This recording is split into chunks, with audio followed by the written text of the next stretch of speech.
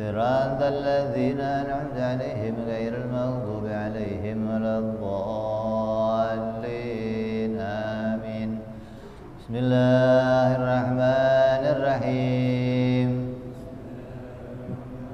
نويت تعلما وتعليما وتذكرا والتذكيرا والنفعا والانتفاعا والإفادة والاستفادة والحثا على التمسك بكتاب الله وسنة رسول الله صلى الله عليه وسلم ودعاء إلى الهدى والدلالة على الخير ابتغاء مرضاته وقربه وثوابه وحسن الخاتمة مع اللطف والعافية وصلاح العاقبة. Bismillahirrahmanirrahim. Alhamdulillahirabbil alamin wa bihi nasta'inu ala umuri dunya waddin. Salatu wassalamu ala Rasulillah sayyidina wa habibina wa syafi'ina wa maulana Muhammadin sallallahu alaihi wa ala alihi wa sahbihi ajma'in. Amma ba'du. Qala musanniful kitab Habibul Imam Al-Habib Utsman bin Abdullah bin Aqil bin Yahya rahimahullah wa ghafara lahu wa liwalidayhi wa nafa'ana bihi fid darain. Allahumma aftah qulubana futuhal arifin wa bihikmatika wansur alaina birahmatika ya arhamar rahimin. Ila anqal. Melanjutkan kajian kita belajar ilmu tauhid, mempelajari tentang pokok-pokok dasar agama berdasarkan dalil-dalil yang meyakinkan. Kita kembali diingatkan, ilmu tauhid itu apa? Ilmu tauhid itu ilmu yang membahas tentang dasar-dasar agama berdasarkan dalil-dalil yang meyakinkan. Itu namanya ilmu tauhid. Dasar-dasar agama itu apa? Yang menyangkut keimanan kepada Allah maupun kepada para rasul alaihimus salatu wassalam.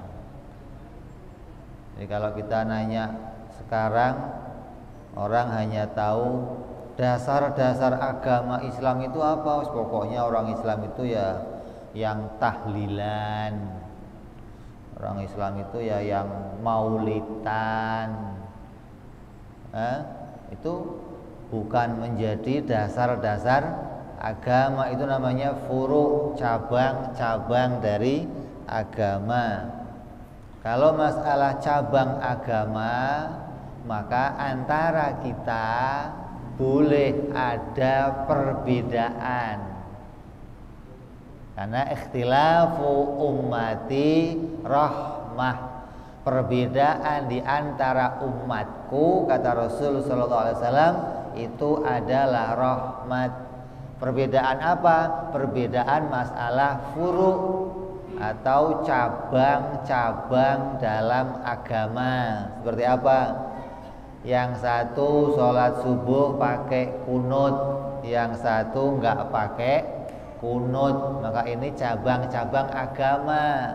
Itu bukan dasar agama, bukan.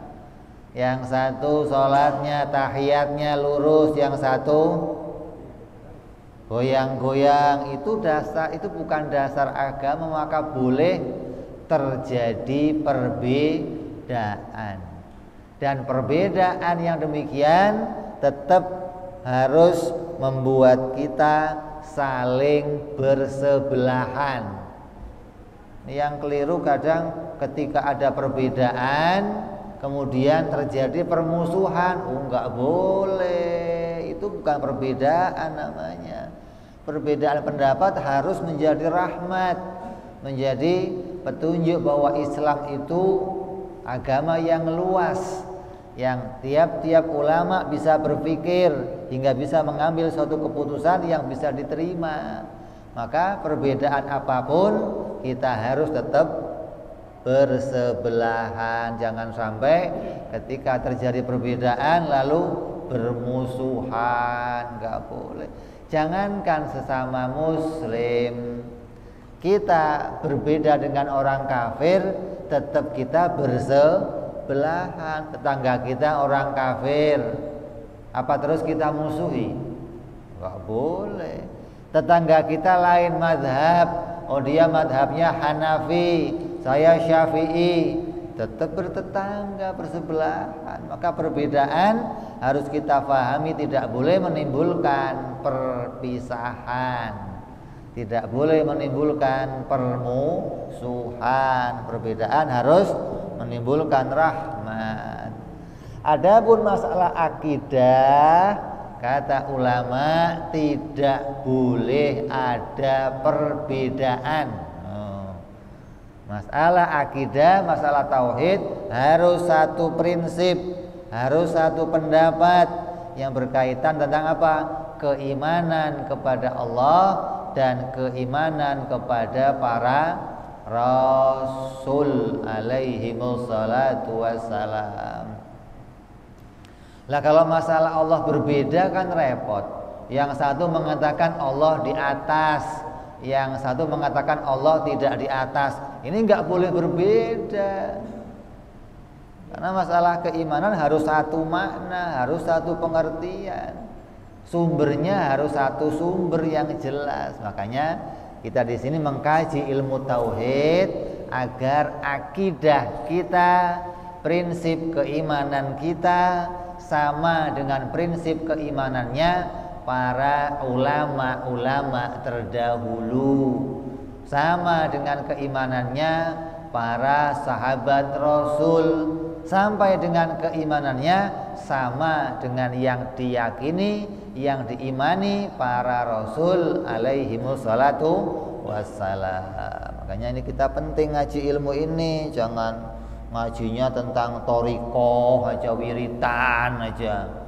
Hari ini wirid 100 kali, besok 1000 kali, besok 10.000 kali, tapi akidahnya melompong. Ditanya akidah nggak ngerti. Tuhan di atas apa enggak? Di atas apa enggak ya? Saya nggak tahu tuh apa yang dipelajari. Nabi itu kalau ngomong bener apa boleh salah? Ya kan manusia boleh aja salah. Apa keimanannya ini? Maka belajar keimanan harus didahulukan dibandingkan belajar yang lainnya. Ini prinsip masalah ketuhanan. Makanya kita konsisten, kita tetap mengkaji ilmu ini agar ada yang terus membimbing kita dalam masalah tauhid, dalam masalah akidah.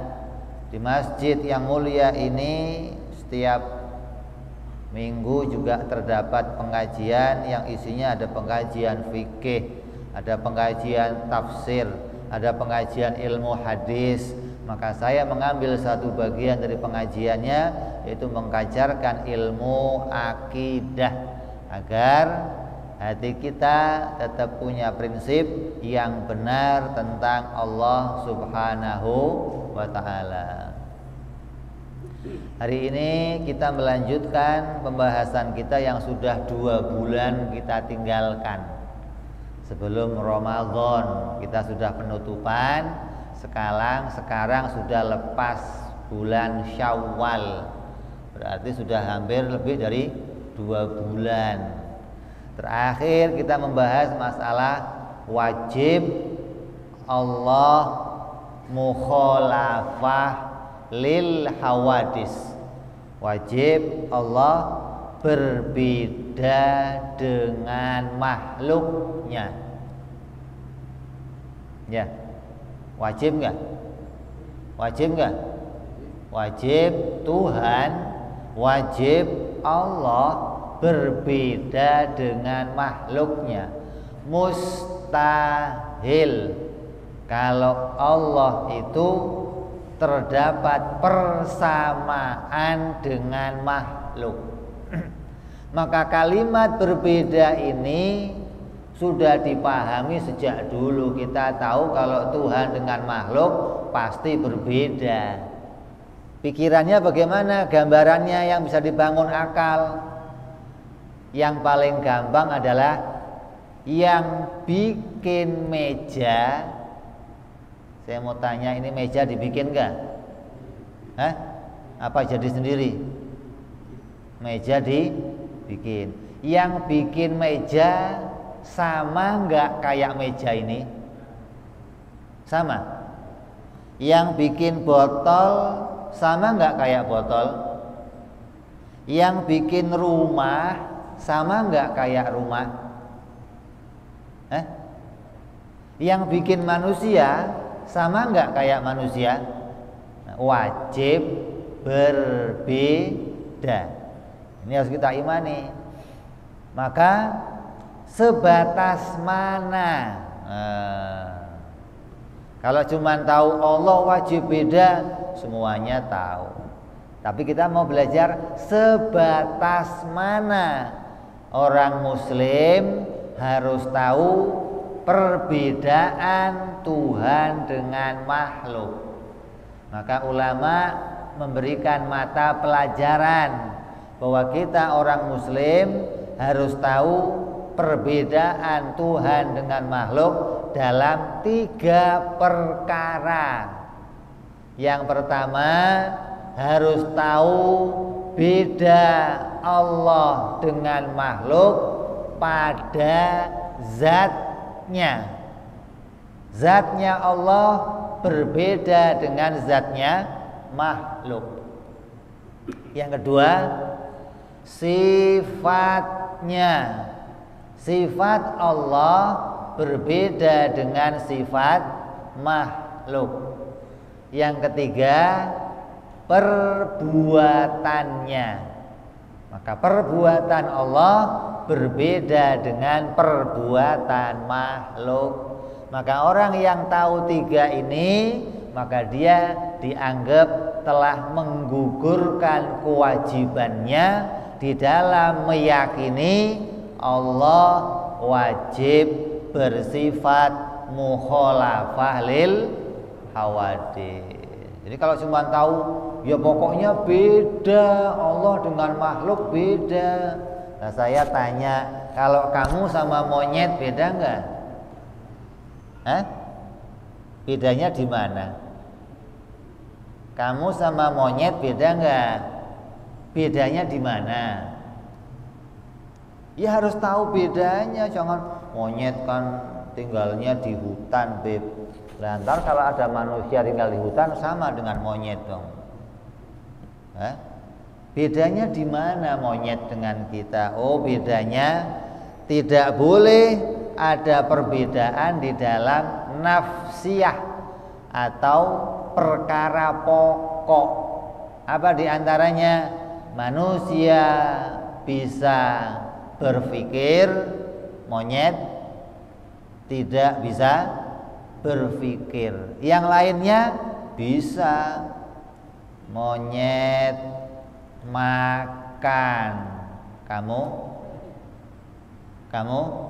monyet minum, kamu monyet tidur, kamu monyet kawin, kamu sama. Bedanya di mana? Manusia berpikir, monyet ada satu sisi perbedaan. Lah, Dengan Allah kamu harus tahu ada 3 sisi perbedaan. Kalau kamu nggak tahu ini, berarti kamu nggak kenal Allah. Bohong kalau kamu kenal Allah. Jadi kamu tiap hari wirid Allah, Allah, Allah, Subhanallah, Subhanallah, Subhanallah, Allahu Akbar, Allahu Akbar. Tapi nggak ngerti mukhalafah yang 3 ini, bohong kalau kamu ngomong kamu kenal kepada Allah. Kamu tahu kepada Allah.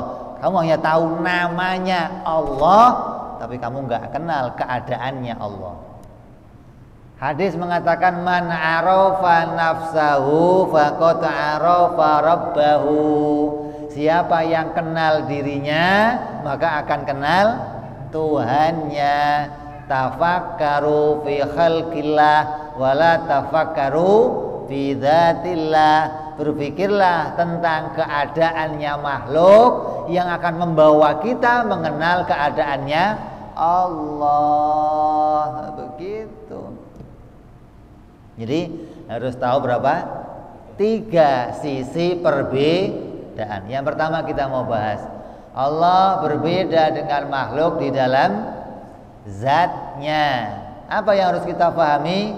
Yang harus kita pahami, tafakkaru fi khalqillah.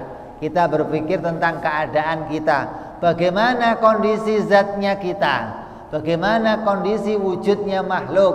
Wujudnya makhluk semuanya bertempat. Coba carikan satu makhluk, carikan satu ciptaan Allah yang tidak punya tempat. Tempat itu artinya ruangan.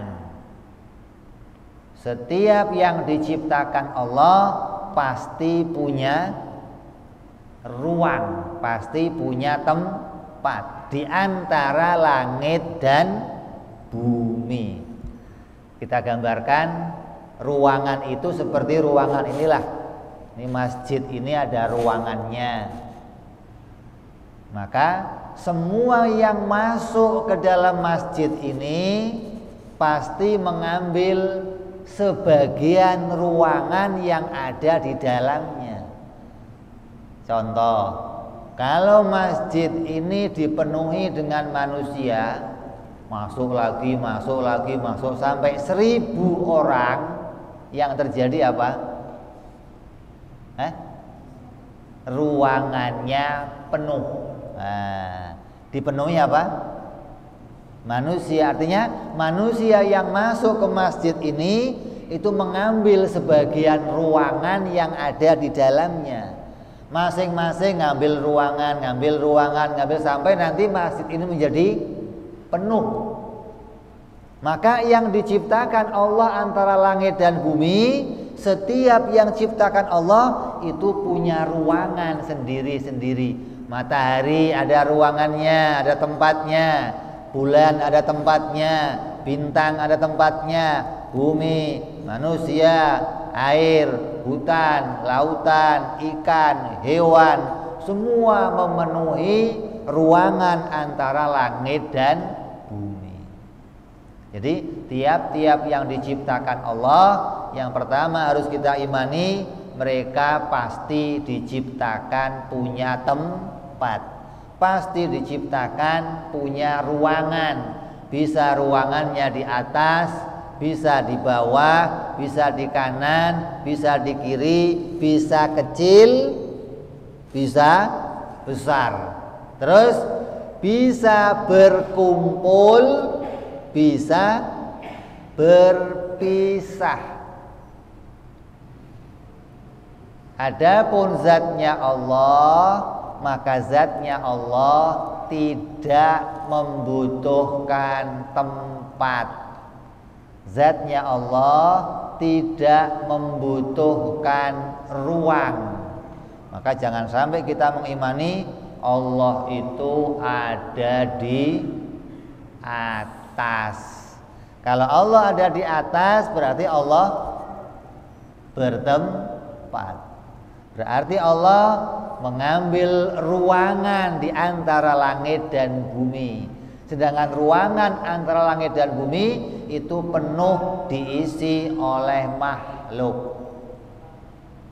Jadi jangan sampai salah iman ini. Tapi kan di Quran tulisannya begitu, Bib. Loh, kan? Jadi sebelum kamu itu pegang Al-Quran, ini kata sahabat-sahabat Rasul, sebelum kami memahami Al-Quran, maka kami dipahamkan dulu ilmu akidah, ilmu berpikir, ilmu akli, ilmu tauhid, agar jangan sampai kamu salah memahami Al-Quran. Ini belum paham tauhid, belum paham akidah, tahu-tahu pegang Al-Quran, pegang terjemahnya, kemudian mengimani apapun yang di dalamnya, rusak. Nanti dikatakan di dalam Al-Quran, innallaha ala arsyis tawa, yadullah fauqa aidihim, tangannya Allah berada di atas tangan-tangannya makhluk, wa yabqa wajhu rabbika dzul jalali wal ikram, dan kekalah wajah Tuhanmu.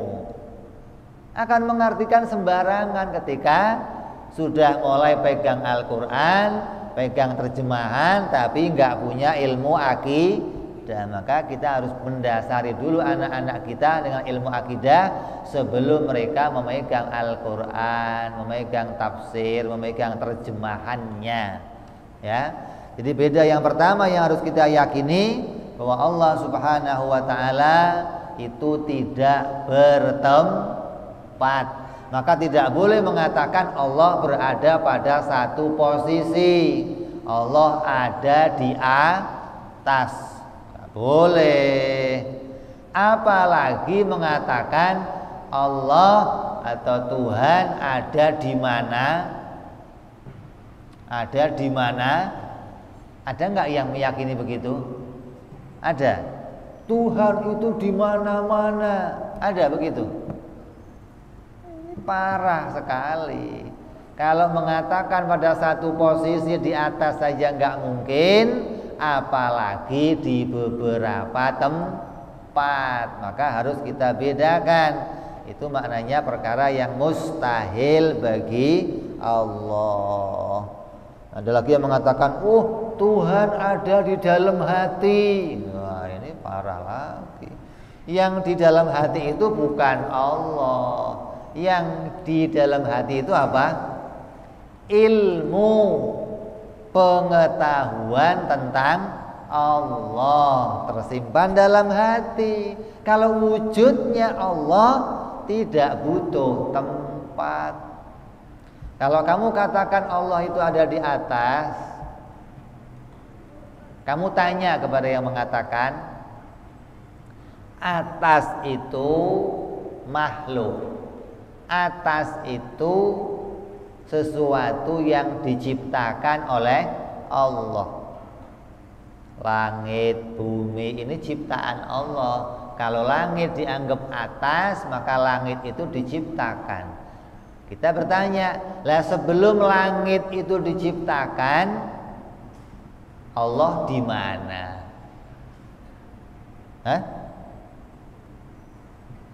Maka banyak hadis Nabi, banyak hadisnya, banyak perkataan-perkataan para sahabat yang mengatakan kana Allah wala makanan lahu. Adanya Allah itu sebelum adanya tempat. Allah itu ada dan tempat itu belum ada. Langit belum ada, bumi belum ada, segalanya belum ada, tapi Allah ada. Berarti Allah ada tanpa tempat. Inilah menjadi keimanan Ahlus Sunnah wal Jamaah. Ini yang pertama, wajib mengimani Allah wujud tanpa tempat. Allah wujud tanpa membutuhkan ruangan. Maka harus kamu imani yang pertama ini. Beda Allah dengan makhluk, beda. Kalau kita punya tempat, kita butuh tempat. Allah tidak butuh tempat. Yang kedua, sifatnya. Apa beda sifat Allah dengan sifat makhluk? Oh, sifatnya Allah tidak mengalami perubahan. Sifatnya makhluk mengalami perubahan. Artinya semua sifat yang menunjukkan makna berubah, maka sifat itu tidak mungkin menjadi sifatnya Allah. Apa contohnya? Sifat apa yang menunjukkan makna berubah? Contohnya sifat apa? Sifat gerak atau sifat diam. Coba saya tanya, Allah itu bergerak apa diam?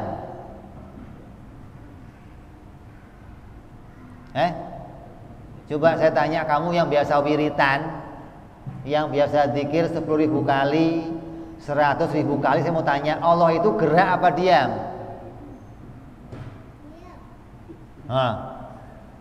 Coba. Kalau anak kita nggak diajari begini, makanya penting anak-anak diajarkan. Jangan dikira sih tahu itu nggak penting. Kamu kalau nggak mengajarkan kepada anak-anak kamu akidah, dia akan tumbuh dengan akidah di luar paham ahli sunnah wal jamaah. Bisa seperti pahamnya Nasrani, bisa seperti pahamnya Yahudi, seperti pahamnya Mu'tazilah, seperti Wahabiyah. Ridho kamu anak kamu tersesat. Allah itu gerak apa diam? Allah tidak gerak dan tidak diam. Kenapa? Gerak dan diam itu sifat yang mengalami perubahan. Maka sifat gerak, sifat diam bukan sifat Allah. Maka keadaan Allah itu keadaan yang tidak bisa sama sekali kita pikirkan ke dalam akal kita. Coba. Kamu nggak bisa membayangkan Allah. Kamu nggak akan bisa menghayalkan Allah. Kenapa nggak bisa? Karena yang bisa kita hayalkan, yang bisa masuk kepada hayalan kita, pasti sesuatu itu bertempat. Pasti sesuatu itu kalau nggak gerak, diam. Coba kamu gambarkan apapun di pikiran kamu, pasti keadaannya begitu. Kalau nggak gerak, diam. Kamu gambar mobil, di pikiran kamu gambarkan orang, kamu gambarkan malaikat, kamu gambarkan setan, kamu gambarkan apa saja di pikiran kamu, pasti sifatnya kalau nggak gerak, diam. Itu sifat pokok namanya, sifat inti dari makhluk.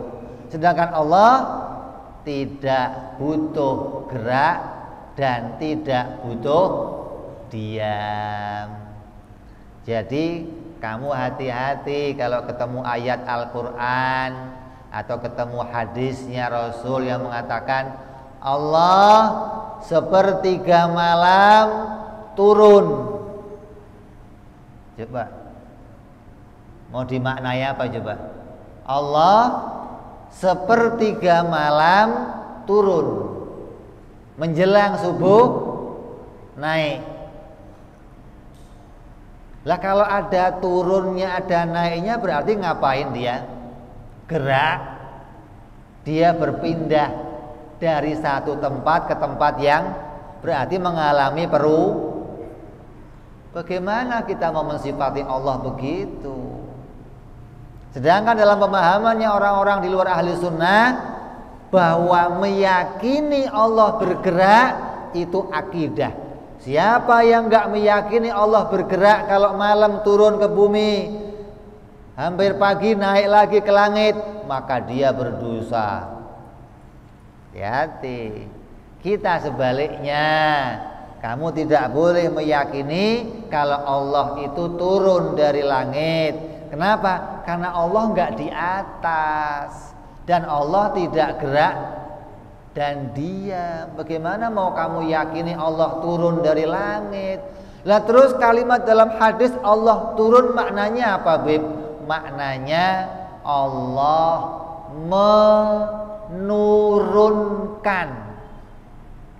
Bukan Allahnya turun, bukan, tapi Allah menurunkan, menjadikan malaikat turun pada tiap malam. Kayak begini, Pak Jokowi turun tangan. Apa tangannya Jokowi turun gitu? Kalimat Allah turun jangan diartikan Allahnya kuceluk turun. Bagaimana sih? Pikirannya kemana coba?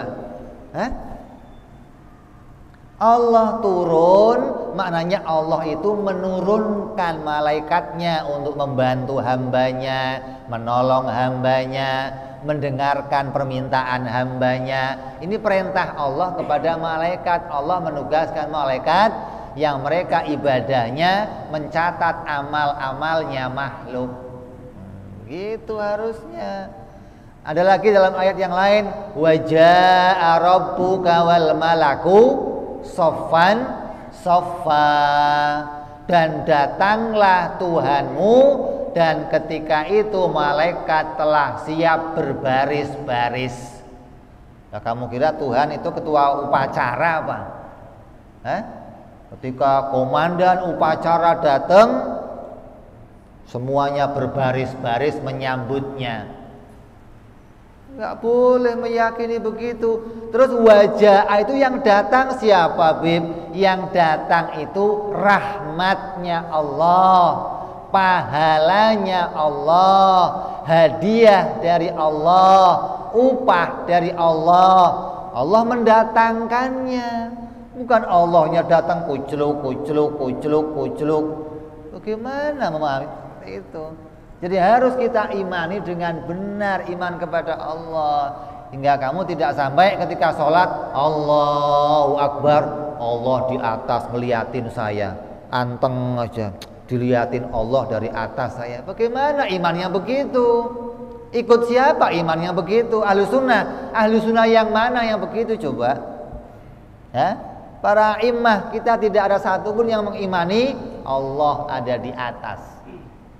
Ya, jadi kita harus iman yang pertama Allah berbeda dengan makhluk. Yang pertama beda di dalam zatnya. Yang kedua beda dalam sifatnya. Allah murka, marah itu bukan sifat Allah. Marah itu sifat yang mengalami perubahan. Tadinya mukanya diem, lalu melotot, itu marah. Senyum bukan sifat Allah. Allah gembira, Allah senang. Nah, ini hati-hati nih. Jadi semua sifat-sifat yang disifatkan kepada Allah, baik yang ada dalam Al-Quran, ada dalam hadis, kalau sifat itu menyerupai sifat makhluk, maka harus ditakwil. Kata ulama, wa kullu nasin awhama tashbiha awilhu aw fawwid warumi tanziha. Kalau ada satu ayat yang menunjukkan kepada makna yang menyerupai sifat makhluk kepada Allah, maka takwilkanlah ayat tersebut atau tafwid. Ada takwil, ada tafwid. Maka jangan sampai kita mengimani sifat itu seperti zahirnya sifat, maka akan membawa kita menyamakan antara Allah dengan makhluk. Yang ketiga, beda Allah dengan makhluk dalam perbuatannya. Nah, ini perbuatan Allah apa? Perbuatan Allah apa? Menciptakan. Perbuatan makhluk usaha. Maka menciptakan itu bukan perbuatan makhluk. Apapun yang kamu lakukan itu hanya nilainya usaha, tidak bisa menghasilkan apapun. Ini keimanan ahli sunnah. Maka kita dalam keimanan kita dasari iman itu dengan kalimat apa? La haula wala quwata illa billahil aliyyil. Kita harus mengaku itu bahwa kami ini nggak punya daya, nggak punya upaya ya Allah. Yang punya daya upaya hanya Engkau ya Allah. Makanya mengatakan aku bisa begini, aku bisa begini, ini pekerjaanku, ini hasil dariku, ini adalah perbuatanku. Maka secara hakikat dia meyakini itu tidak diciptakan oleh Allah, maka dia berdosa. Karena mengimani sesuatu yang salah tentang Allah, mengakui sesuatu yang menjadi haknya Allah.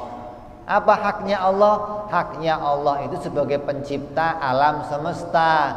Alhamdulillahirabbil alamin. Segala puji bagi Allah yang menciptakan seluruh alam semesta. Seluruh alam semesta itu apa? Ya apa saja, termasuk kita, pakaian kita, diri kita, semua perbuatan kita. Maka semua perbuatan kita itu pun diciptakan oleh Allah. Dalam Quran dikatakan wallahu khalaqakum wa ma ta'malun. Allah lah yang menciptakan kalian dan menciptakan perbuatan kalian. Kita ini diciptakan seluruhnya oleh Allah. Wujud kita diciptakan Allah, sifat kita diciptakan Allah, dan perbuatan kita juga diciptakan Allah. Ada yang jadi petani, ada yang jadi konglomerat, ada yang jadi politikus, ada yang jadi tukang becak, tukang ojek, ada yang jadi pengajar, para guru, para ustadz. Maka semua perbuatan mereka di dunia itu diciptakan oleh Allah, bukan muncul dari dirinya masing-masing. Ini perbedaan. Yang mengatakan bahwa saya bisa berbuat sendiri semau saya, maka mereka yang mengatakan demikian keimanannya keluar dari keimanan ahli sunnah wal jamaah. Terus perbuatan Allah di dalam menciptakan itu tidak sebagaimana perbuatan kita dalam usaha. Kita kalau usaha selalu punya tujuan. Coba kamu dari rumah datang ke masjid ini, tujuannya mau ngapain? Mau ngaji, mau sholat, pengen dapat pahala, pengen dapat keberkahan dari Allah, pengen dapat petunjuk dari Allah. Ada tujuannya.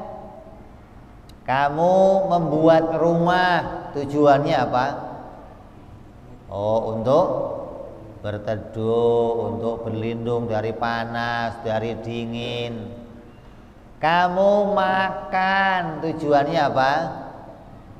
Pengen kenyang. Kamu minum, tujuannya apa?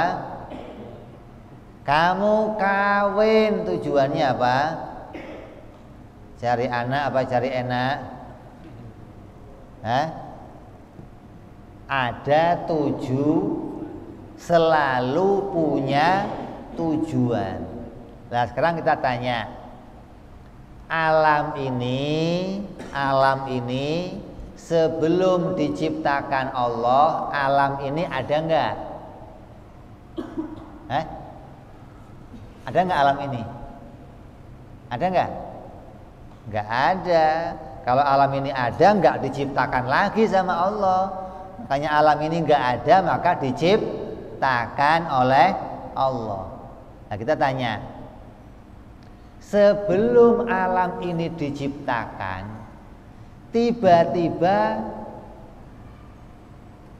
kita tanya, apa yang mendorong Allah ingin menciptakan alam ini?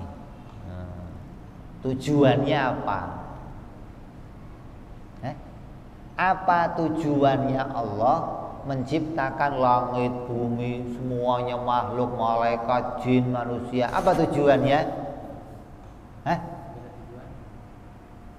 Ya nggak boleh kita samakan dengan makhluk.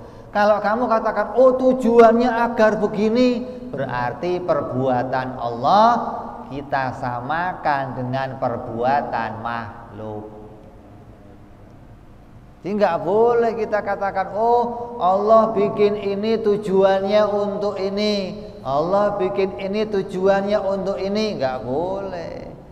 Berarti kamu tidak mengerti antara perbedaan perbuatan Allah dan perbuatan makhluk. Yang harus kita imani apa? Perbuatan itu ada 3. Satu, perbuatannya makhluk yang punya tujuan. Saya makan mau cari kenyang, saya minum agar kehilangan haus, saya pakai pakaian, saya bekerja, saya kesono kemari, pasti punya tujuan. Kenapa punya tujuan? Karena saya membutuhkan sesuatu, maka saya menuju sesuatu yang saya butuhkan. Saya butuh kenyang, maka saya makan. Saya butuh badannya hangat, maka saya pakai selimut. Saya butuh uang, maka saya kerja. Saya butuh anak untuk merawat saya, maka saya kawin. Ini saya punya tujuan. Kenapa? Karena saya punya kebutuhan. Satu, yang pertama, pekerjaan itu pekerjaannya makhluk yang di dalamnya ada kebutuhan. Maka setiap perbuatan yang punya kebutuhan pasti perbuatannya punya tujuan untuk memenuhi kebutuhannya. Yang kedua, perbuatan yang sia-sia, kerja tapi nggak ada tujuannya dan nggak ada hasilnya. Kayak apa contohnya? Contohnya apa? Contohnya ya perbuatan kamu iseng main gaple, perbuatan kamu iseng main remi, apa hasilnya? Ya nggak ada. Perbuatan yang sia-sia, nggak ada hasilnya. Yang ketiga adalah perbuatannya Allah. Yang bagaimana? Yang perbuatan Allah ini perbuatan yang tidak sia-sia dan tidak mengandung tujuan. Kenapa nggak ada tujuannya? Karena Allah tidak membutuhkan apapun, hingga Allah tidak punya tujuan. Jangan kamu katakan, oh wa ma khalaqtul jinna wal insa illa liya'budun. Allah menciptakan jin manusia itu untuk disembah. Kalau begitu Allah butuh disembah. Allah mendapatkan keuntungan kalau ada hamba yang menyembah. Tidak boleh kita katakan begitu. Tapi Allah menciptakan segalanya ini mengandung hikmah. Setiap yang Allah ciptakan di dalamnya mengandung hikmah. Apa hikmah itu? Hikmah itu sebuah perkara yang kembalinya perkara tersebut kepada makhluk. Allah bikin langit, yang dapat keuntungan adalah makhluk.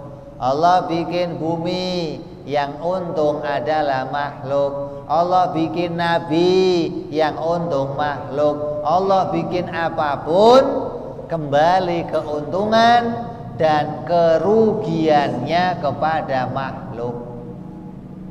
Jadi nggak ada tujuan bagi Allah. Allah bikin ini tujuannya biar begini.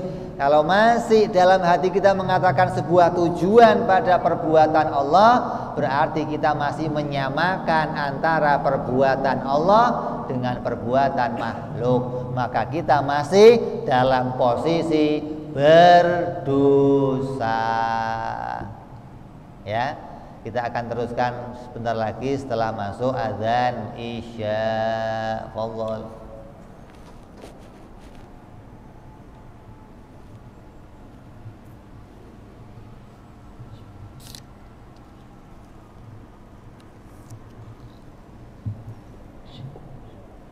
Allahu Akbar, Allahu Akbar,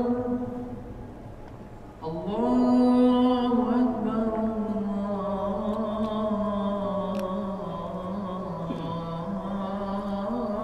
Allahu Akbar. Asyhadu an la ilaha illallah.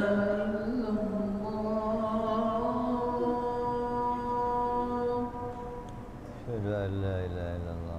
أشهد أن لا إله إلا الله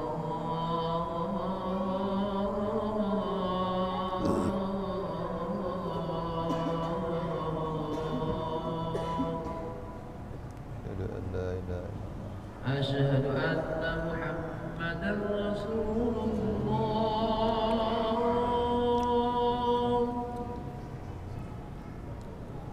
أشهد أن محمدا رسول الله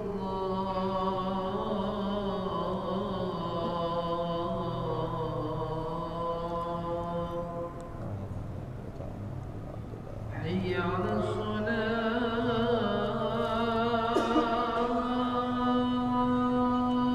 لا حول ولا قوة إلا بالله العلي العظيم حي على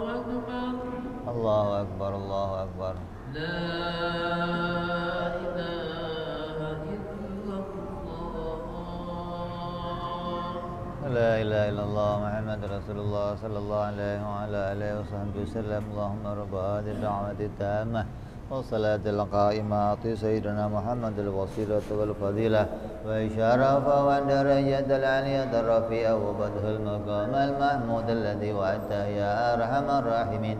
Rabbi ighfir li wa li walidayya Rabbi ighfir li wa li walidayya Rabbi ighfir li wa li walidayya ya Allah Rabbi ighfir li wa li walidayya warhamhuma kama rabbayana shaghira. Allahumma barik lana wa fi auladina wa hifadhum wa la tadurruhum warzuqna birrahum wa fiqhum li ta'atik. Allahumma barik lana wa lahum bil hal wal ma'al wal iyal bi jahi kabiril muta'al wa sallallahu ala sayyidina Muhammadin wa ala alihi wa sahbihi wasallam walhamdulillahi rabbil alamin. Kita sambung sedikit. Jadi kita sudah sampaikan, sudah kita kaji bahwa batasan mengenal perbedaan Allah itu mengenal dari 3 sisi.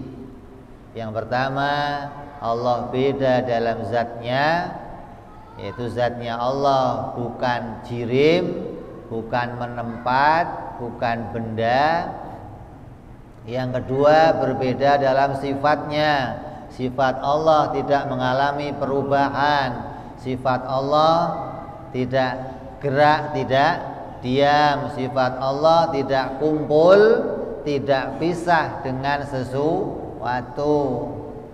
Yang ketiga, perbuatan Allah, bahwa perbuatan Allah adalah takdir, menciptakan. Adapun perbuatan kita adalah kasab ikhtiar.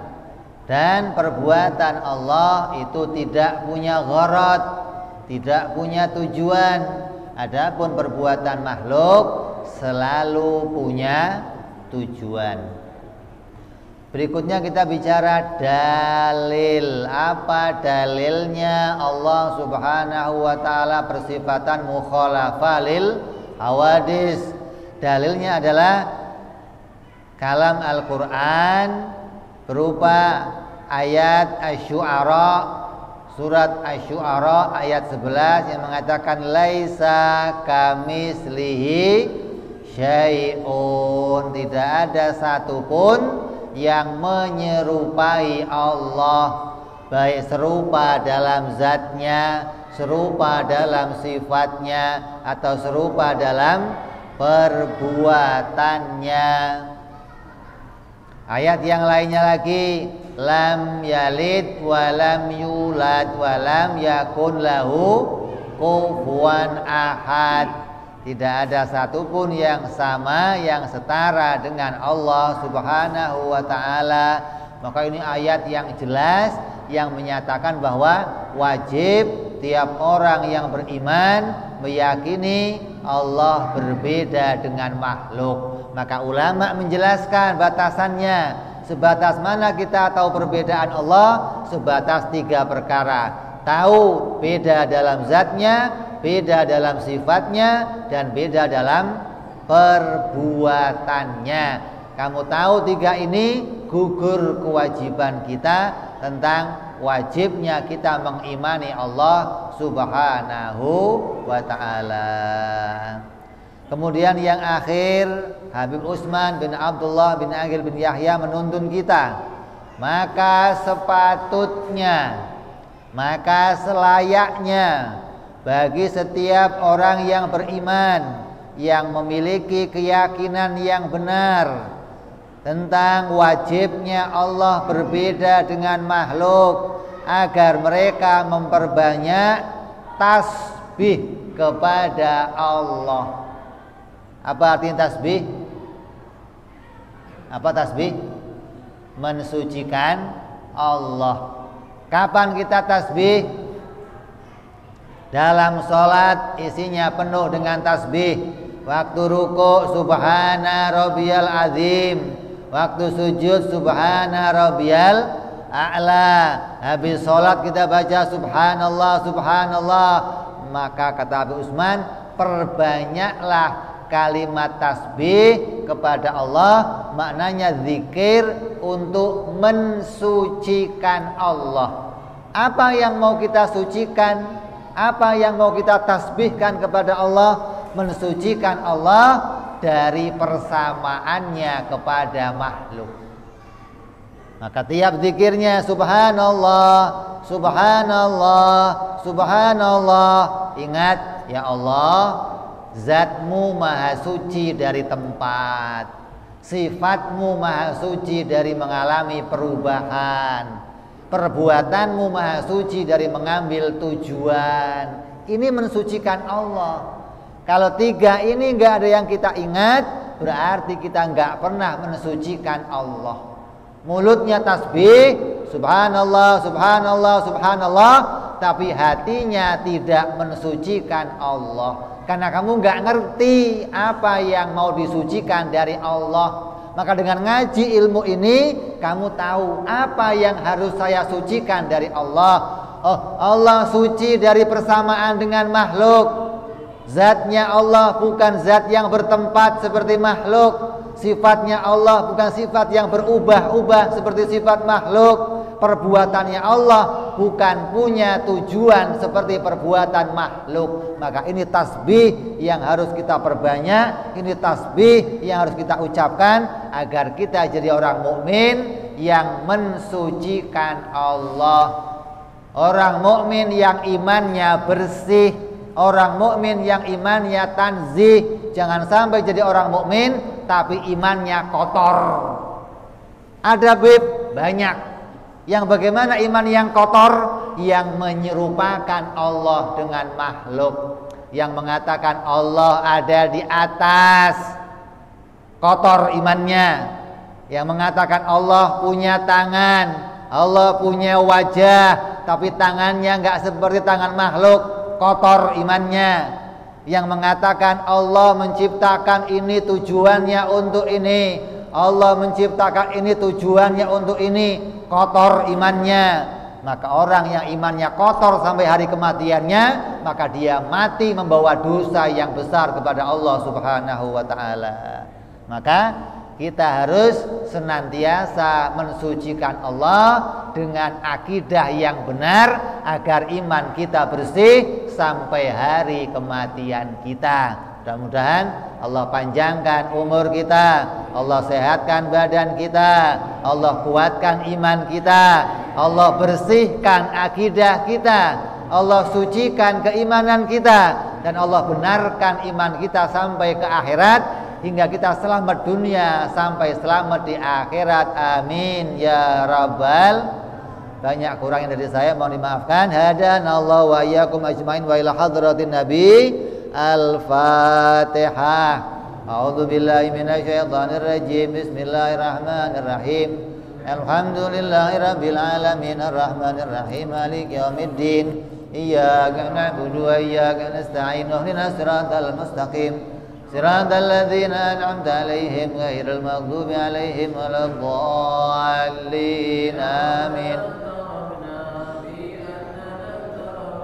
وأننا أسرفنا لا إشرافنا وعلينا توبة توصي لكل هوبة أوراتي وآمن رؤاتي Rabbi wa mauludina wa sairil hillani al muslimina ajma' fadlan wa judan mannan bil mustafa rasuli sallallahu wa sallam rabbi wa alihi wa sahbihi walhamdulillahi subhana rabbika rabbil izzati amma yasifun wa salamun alal mursalin walhamdulillahi rabbil alamin. Assalamualaikum warahmatullahi wabarakatuh.